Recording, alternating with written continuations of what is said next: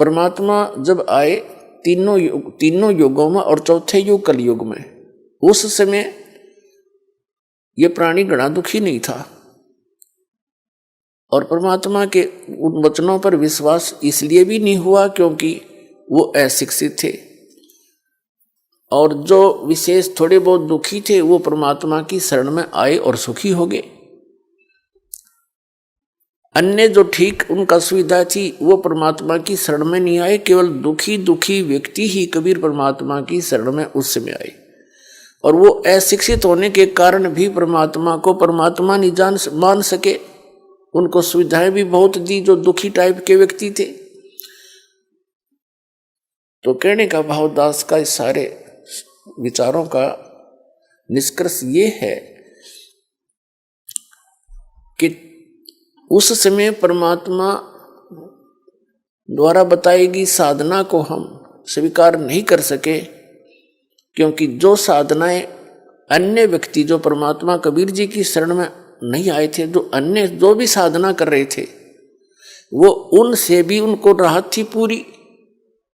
लेकिन वो सोच रहे थे इस साधना से हमें राहत है। वो थे उनके प्रारब्ध के संस्कार, उन्हीं से उनको जो कुछ हो रहा था उसी से वो संतुष्ट थे कि मैं जो मंदिर में जाता हूँ इसी से मुझे लाभ है, कोई मैं गायत्री मंत्र जाप करता हूँ इसी से मुझे सब कुछ मिल रहा है। तो ये उनके तत्व ज्ञान के अभाव का कारण था, उनको तत्व ज्ञान नहीं था। और जो दुखी थे, महादुखी थे, वो कबीर साहब की शरण में आकर सुखी हो गए।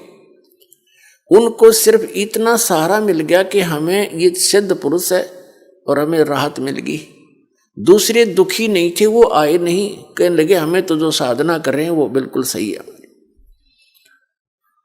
तो इस प्रकार इस तत्व ज्ञान का अभाव यानी सत्संग की कमी और अशिक्षा, ये हमारे लिए अभी तक आड़े अड़ी रही भगवान के पहचानने में और भगवान के इस ज्ञान को जानने में। परमेश्वर कबीर जी ने 600 वर्ष पहले अपनी प्यारी आत्मा धर्मदास जी से कहा था कि धर्मदास, जब कलयुग की बिचली पीढ़ी का समय आएगा उस समय इनको शिक्षित किया जाएगा और उस समय इनको मैं पुनः आऊंगा और यथार्थ ज्ञान कराऊंगा। क्योंकि धर्मदास जी बड़े चिंतित थे, विशेषकर उस समय चिंतित हुए जिस समय परमात्मा ने एक लीला की थी कबीर जी ने, ये देखने के लिए कि जो मेरी शरण में आए हैं उसमें 64 लाख शिष्य कबीर परमेश्वर जी के हुए थे। सन 1398 में कबीर परमात्मा जी सतलोक से चलकर आए थे और काशी शहर लहर तारा तालाब के अंदर कमल के फूल पर एक शिशु रूप धारण करके वो प्रकट हुए थे। उनके कोई माता पिता नहीं। वहां से एक नीरू नीमा नाम के जुलाहा पति पत्नी थे, वो परमात्मा को बालक को ले गए थे। वो निसंतान थे और उनके घर परमात्मा लीलामय तरीके से परवरिश को प्राप्त हुए। बड़े होकर जुलाहे का कार्य करने लगे और साथ में जिस उद्देश्य को लेकर आए थे वो तत्व ज्ञान भी प्रचार करते थे, वो सतगुरु का रोल भी करते थे, जिस कारण से वो जुलाहा कहलाए। तो उस समय परमात्मा के शरण में जो भी आया, कुछ आशीर्वाद से, कुछ भगवान परमात्मा प्रथम मंत्र देते थे जो दास आपको देता है, इस 5 नाम का, बस इससे उनको बहुत लाभ हुआ। 64 लाख शिष्य बने थे केवल मालिक की इस चमत्कारी शक्ति को देखकर। फिर परमात्मा ने देखना चाहा था कि मैं देखूं ये मुझे एज ए गॉड ट्रीट करते हैं या एज एक संत, ये मुझे भगवान की तरह मानते हैं, मुझे ये भगवान स्वीकार किए हुए हैं, या मुझे एक सिंपल संत मानते हैं। परमात्मा को तो मालूम था ये क्या मानते हैं, लेकिन दिखाना चाह रहे थे धर्मदास को और अन्य अपने निज भक्तों को। परमेश्वर कबीर जी ने एक लीला की थी। एक लड़की वैसा थी, गनका थी, उसने सत्संग सुना, उसको अपने कर्म से नफरत हुई, आत्मा जाग गई उसकी। परमात्मा कबीर जी के चरणों में आई, अपनी सारी कहानी बता दी और प्रार्थना की, मालिक क्या मेरा भी, मेरे जैसी दुष्टा का भी उद्धार हो सकता है? कबीर परमात्मा ने कहा, बेटा आत्मा तो लाल है, ये कीचड़ में गिर जाती है तो जौहरी उसको साफ करके वैसा ही बना लेता है, कीमत में कोई अंतर नहीं होता। आगे गलती ना करना, पीछे जो बनी सो बनी, ये सफाई हो जाएगी। उस बेटी का यह बात समझ में आ गई। उसी दिन से अपना वो दुष्कर्म त्यागा और परमेश्वर कबीर जी की शरण में शिष्या बनकर अधिक से अधिक सत्संग श्रवण करने के लिए आने लगी। अब जब सत्संग के अंदर वो गणिका सुप्रसिद्ध काशी की वैश्या थी, सबको पता था, परमात्मा के सत्संग में आने लगी, कबीर जी के सत्संग में, तो उनके शिष्य ही उस लड़की को भला बुरा कहने लगे। तू यहां मत आया कर, बदनाम करवाएगी। और तो उस लड़की ने परमात्मा जी से, गुरुदेव से कहा, गुरुदेव, वो सारी कहानी बताई कि कुछ भक्त, कुछ माई मुझे हे दृष्टि से देखते हैं और मुझे यहाँ आने के लिए मना करते हैं। तो परमात्मा ने सत्संग के माध्यम से सभी को बहुत कुछ संकेत दिए,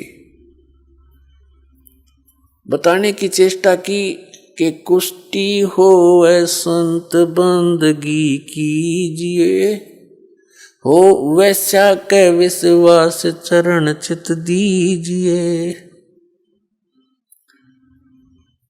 क्या बताते थे कि यदि कोई भक्त कोढ़ी भी है, उसका चाम भी चू रहा है और उसने दीक्षा ले रखी है, उससे नफरत ना करना, उससे भी सच्चाई बोलना, प्यार से डील करना उसको, क्योंकि वो भक्त है, परमात्मा की आत्मा है और धीरे धीरे वो कल्याण हो जाएगा उसका। ऐसे ही बताते हैं, हो वैसा के विश्वास चरण चित दीजिए।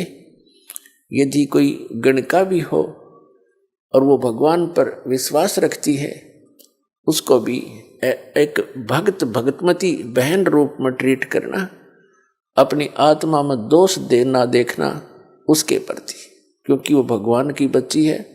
धीरे धीरे बुराई छूटेगी, क्योंकि जब तक मैला कपड़ा साबुन और जल के संपर्क में आवेगा नहीं तो निर्मल कैसे होगा। तो ये सत्संग एक जल और साबुन दोनों का काम करता है। यहाँ आएंगे, कोई शराब पीता है, कोई सिगरेट पीता है, कोई मांस खाता है, कोई रिश्वत लेता है, कोई चोरी करता है, कोई दुराचार करता है। यहाँ आएंगे, उनको पता चलेगा, उनकी आत्मा साफ होगी तो तभी बुराई छूटेगी। चाहे कोई डाके मारता है, चोर है, जब उसको पता चलेगा तो ऐसा जुल्म कर रहा है, इसको कहाँ भरेगा, कीड़े पड़ेंगे कुत्ता बनकर सिर में, खाज लगेगी, माया यही रह जाएगी, तू लूट लूट कर जा रहा है, ले जा रहा है, या कोई भी बुराई कर रहा है, उसका कितना भयंकर परिणाम तुझे भोगना पड़ेगा।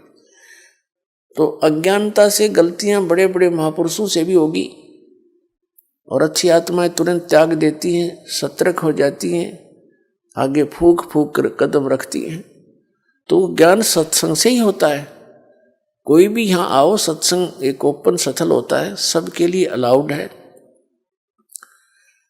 और सत्संग सुनेंगे तो बुराई छूटेगी। बहुत कुछ परमात्मा समझाया करते थे, लेकिन एक और हमारे अंदर दोष है, हम गुरुदेव से अतिरिक्त अपने को ज्यादा बुद्धिमान मानने लग जाते हैं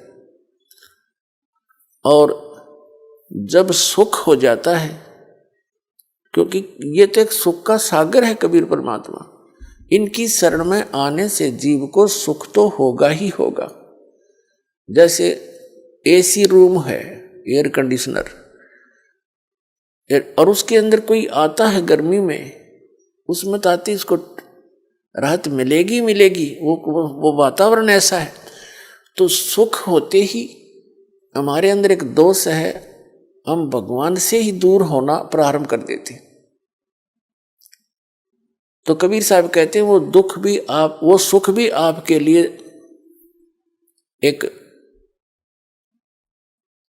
लिए जो है ना एक बहुत बुरा सिद्ध हो गया, अभिशाप बन गया आपके लिए। तो यही कारण रहा कि वो लोग परमात्मा के सुने हुए वचनों पर अमल कम करने लगे और अपने मते से अधिक व्यवस्था करने लगे सत्संग के अंदर। और ये सबसे बड़ी मार खाता प्राणी, अपना अपना मता नहीं चल सकता, या तो जो सतगुरु का आदेश हो उसी को सिरोधार्य रखे। यदि हम इसे बुद्धिमान होते तो पहले यहाँ इसी ज्ञान को ग्रहण किए होते, हम पहले बुराइयां छोड़ चुके होते। ऐसा निर्मल ज्ञान जो परमात्मा कबीर जी ने दिया, ये हमें पहले ही प्राप्त होता। अब दो बात सीख ली विद्वान पाक के, और अपनी हिम्मती से फिर आप चलोगे, ये यहाँ ऐसा ठीक नहीं, यहाँ ऐसा होना चाहिए, खाक होना चाहिए। जो व्यवस्था सतगुरुदेव कराते हैं वो सिरोधार्य होनी चाहिए भगत के लिए, और जो आदेश थे वो सिरोधार्य होना चाहिए। भक्त भक्त ही होता है। नमस्कार सर। सत साहब जी। सर क्या नाम है आपका? मेरा नाम सत्येंद्र सिंह है जी। सर कहाँ से आए हैं आप? मैं यूपी का रहने वाला हूँ जी। जिला मेरा बागपत है, गांव शेरपुर द्वारा और थाना छपरौली, तहसील बड़ौत। तो सर आपने बताया कि आपने 2013 में संत रामपाल जी से नाम दीक्षा ली, तो क्या संत रामपाल जी से नाम दीक्षा लेने के बाद आपको लाभ प्राप्त हुए? हाँ जी, मेरे को लाभ प्राप्त हुआ जी। हम जैसे ही गाड़ी में जाते बैठे तो भगत जी आपस में चर्चा करते, भाई भगत जी जो आपको मतलब दिक्कत हो ना भाई जी, आप ना सतगुरु रामपाल जी महाराज जी को सामने दर्शन देंगे जी, बोल देना कि मेरे को यह दिक्कत है। तो वे परमात्मा आए हुए हैं फिलहाल इस काल के लोक में, और जो भी आप कहोगे आपकी तुरंत सुनवाई होगी। तो हमने पहला नाम दाम लिया सतगुरु रामपाल जी महाराज जी से। उसके बाद में जब हम दर्शनों के लिए गए अंदर में, तो वहाँ पर सब लाइन में खड़े थे। तो जी गुरु जी आए सतगुरु रामपाल जी महाराज जी, तो मेरे सिर पर हाथ रख के भी थोड़े से आगे चले गए। मैंने फिर कहा, ए मालिक, ए दाता, दास पे दया करो परमात्मा, मेरी कमर में बहुत ज़्यादा दर्द रहता है मालिक, बख्शो किसी तरह। तो सतगुरु रामपाल जी महाराज फिर 5 कदम हटके पीछे आए और मेरे सिर पे हाथ रखा और बोला, बेटा जा परमात्मा दया करेंगे, आज के बाद में तेरे कमर में दर्द रहने का। वो दिन सो आज है भगत जी। मेरे तो कभी कमर में दर्द हुआ नहीं, ना ही मैं गोली खाता हूँ। और मैंने 6-7 महीने अभी यहाँ नसीरपुर मंडी में सब टमाटर का काम मैंने करा, एक यहाँ पे नौकरी करता था, और मैं कम से कम 50-60 ट्रे डेली उठा के गाड़ी से तारना, ऊपर रखना, लोड करना, जिसमें एक क्रेट के अंदर 25 से 30 किलो वजन होता है। तो उसके बाद में मैं भी कोई दिक्कत नहीं हुई, ना कमर में दर्द, ना कुछ, आज तक मेरे कुछ भी दिक्कत नहीं है। तो ये लाभ परमात्मा ने दिए। और 2 बार परमात्मा ने मेरे को सतगुरु रामपाल जी महाराज ने जीवन दान दिया। एक बार मेरे को मैं LNT, ये अपना शिवाजी मार्ग पे है कंपनी LNT, तो उसके अंदर मैं मतलब बैठा था, वो वहाँ पे ना मतलब पंखा तो नहीं था उस रूम में, और उसमें ना एक एग्जॉस्ट फैन लगा रखा था ऊपर 24 इंच का बड़ा, तो उसी चला के सब बैठते थे सुबह में भी चाहे दोपहर में। तो मेरी ड्यूटी जैसे लगी तो मैं भी उसके नीचे स्टूल रखा और एग्जॉस्ट फैन जैसे चलाया, तो एग्जॉस्ट फैन चल रहा है, और जैसे ही मैं बैठते ही वो एग्जॉस्ट फैन ऊपर से पड़ा, कटाक देसी के ऊपर से पड़ते ही मेरे थोड़ा सा हल्का सा बाल पे लगा, थोड़ा सा कंधे पे, और जिस स्टूल पे वो लगा ना, उस स्टूल पे 1 इंची वो फट्टा काट दिया उसने। तो मेरे को परमात्मा ने, मैं सोचा अगर आज मालिक के चरण कमलों में ना होता तो मेरा आज मृत्यु निश्चित थी, क्योंकि इसमें कोई दया नहीं की। परमात्मा ने इतना बचाया, भाई सिर पर लगा, कंधे पर लगा, और फिर बगल स्टूल रखा जिसमें 1 इंची लकड़ में धस गया, तो शरीर का क्या हाल कर देता है। तो मैंने वहाँ से भी बताया उनको, भाई ऐसे ऐसे बात होगा। वे बोले चलो कोई बात नहीं भगत जी, हम इतना आपके लिए ना पंखा लगवा देते हैं। चलो कोई बात नहीं, चलो लगवाओ तो कोई बात नहीं। और ऐसे ही फिर वहीं LNT में एक जिन्ना था, नीचे बेसमेंट से आके ऊपर आते थे। उस जिन्ने में 14-15 पैड़ी थी कि बेसमेंट से ऊपर आना था उसमें। तो मैं सुबह सुबह ताला खोला और ताला खोलने के बाद पता नहीं कैसे मैं एकदम से उसमें पलट गया नीचे।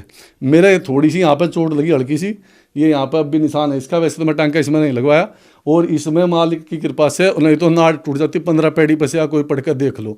तो वहाँ भी मालिक ने मेरी जान बख्शी, परमात्मा ने मेरे एक बारी मतलब मालिक आपके चरण कमल में होते मैं ऐसे कैसे ढापड़ा, बस ऐसे ही दया करी परमात्मा ने, बंदी छोड़ सतगुरु रामपाल जी महाराज ने। तो मेरे को जब से अब तक कोई परमात्मा की कृपा से, सतगुरुदेव जी की कृपा से कोई दुख ना है, मालिक की कृपा से ठीक चल रहा। और जी मेरी एक बार नौकरी भी छूट गई थी 2014 में जी। तो मैं जितना मेरे में ताकत थी तो सरकारी मतलब अपना साइकिल पे घूमता, दिन भर जहाँ भी जाता वो कोई बोलता तेरी उम्र ज़्यादा हो गई है, कोई कह देता तेरा तो पेट बड़ा हो गया है, तो मेरी नौकरी नहीं लग रही। तो मैं घर से ही सतगुरु रामपाल जी महाराज जी के चरण कमलों में अरदास लगाई है, परमात्मा दास की नौकरी छूट गई मालिक, ये 2 बच्चे हैं, भगतमती है मेरी पत्नी और मैं, हम 4 आदमी क्या खाएंगे मालिक यहाँ दिल्ली में। तो परमात्मा ने कहा बेटा, उधर से मिला फिर शाम के टाइम में, तो परमात्मा का यही आदेश है कि कोई बात नहीं बेटा, परमात्मा दया करके तू घबरा क्यों रहा है, परमात्मा की मतलब चरण कमलों में है, तू चिंता मत करे किसी बात की। तो परमात्मा ने मेरे को फिर मतलब अगले दिन ही स्काई लार्क सिक्योरिटी के एक फील्ड अफसर थे अरविंदर जी, उन्होंने फ़ोन करके बुलाया कि भाई सतेंद्र भगत मतलब तू कब तक बैठा रहेगा घर पर, नौकरी कर दे भाई, आजा, नौकरी नहीं करना क्या। तो फिर मैं स्काई लार्क में लग गया, और जब से मैं खुद छोड़ दी 3 नौकरी, पर दूसरी परमात्मा पहले ही तैयार रखते हैं कि बच्चा इसमें परेशान हो गया है, दूसरी तैयार रखते हैं मालिक। कोई दिक्कत, इतनी दया परमात्मा कर रहे हैं कि मैं आज इतनी खुश हूँ कि क्या कह सकता हूँ, मेरे पे कोई शब्द नहीं उस खुशी को बा करने के लिए कि परमात्मा इतने काम करते हैं। धन्यवाद सर। सत साहिब जी।